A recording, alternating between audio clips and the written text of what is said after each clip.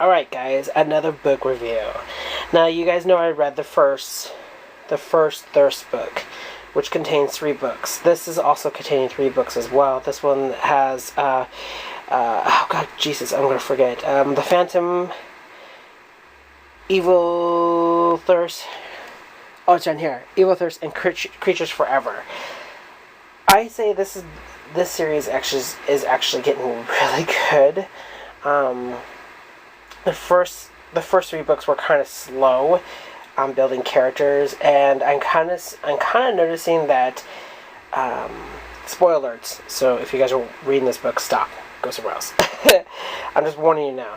I kind of noticed that Alyssa, the last vampire, she seems to fight.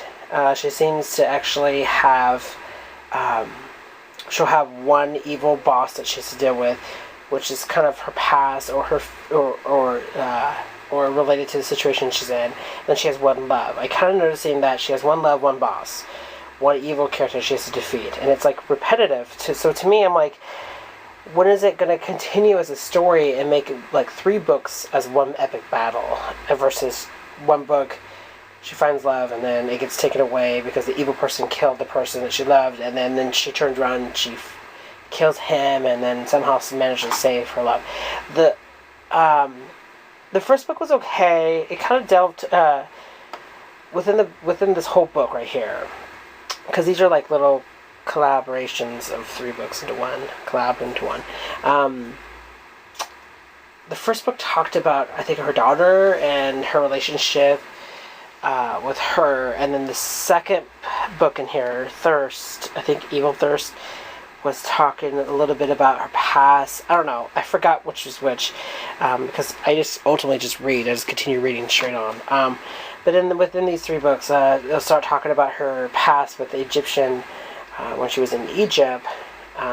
She's pretty much come across this gal named Suzam, who is an amazing psychic character in this book that pretty much dies a horrible death, but she's accepted because it's considered a sacrifice, and in her visions it was considered a sacrifice, which was good because it ultimately made her 10 times stronger as a character versus being pussy whipped during that time. And so it just jumps from the past and it goes to the future. It goes back to present day. And it talks about the scripture that these 2 gentlemen are literally architects, and they found the scripture, but she was personally there when Suzanne written it million years ago. And so she has the scripture in front of her, and it's supposed to be it's supposed to talk about her evil daughter, who is the reincarnation of Kalima. And then within this book, you find out that her daughter's not that evil at the very end. It's not that really evil. She had to defeat this ritualistic medieval spellcaster guy, and he played tricks with her, and she finally killed a human being, which she has not been a human being in like ages. And she finally did. This guy made her kill a girl, and she realizes the girl. The down part about these books is that, like I said, the one boss, one evil boss, one love. The down part about this book that I did not like is that it's kind of true what other people review are saying. He likes to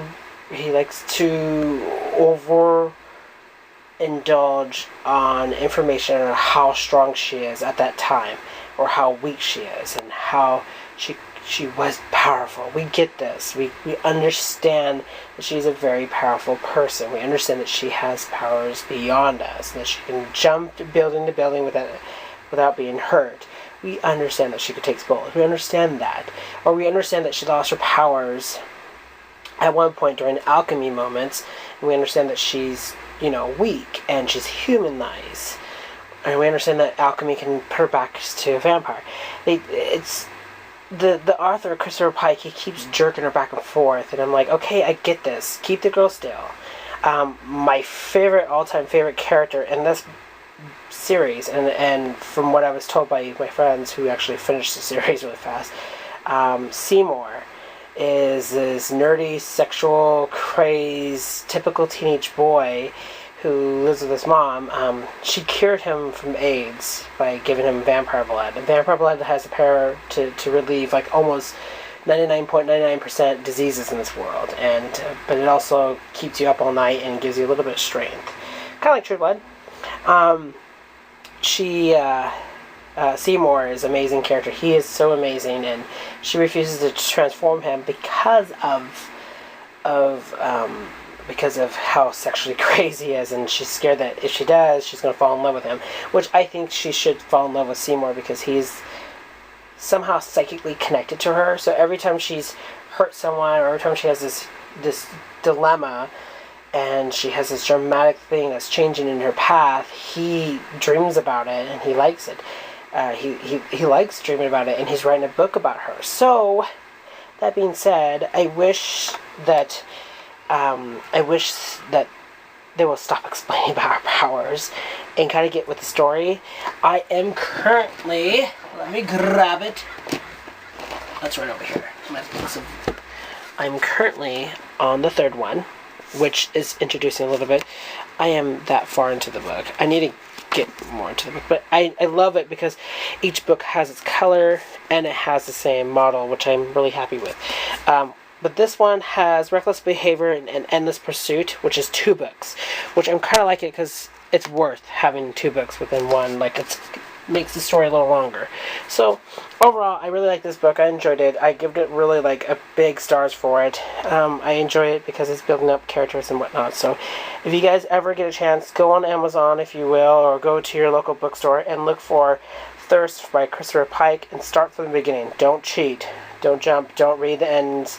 Don't do anything. Start from the beginning of the book so you don't F your storyline here. Because ultimately it's a really good vampire series. F Twilight. I didn't like Twilight. And I would never ever read Twilight again. And I'll never own Twilight movies. I can't. Twilight zombie. She's powerful. She's kind of like a vampire Buffy, if you will. She's kind of has that independence girl thing. So, you'll like her. So, till then, guys, thank you for watching, subscribing like always, and loving, and I'll see you guys around. Bye.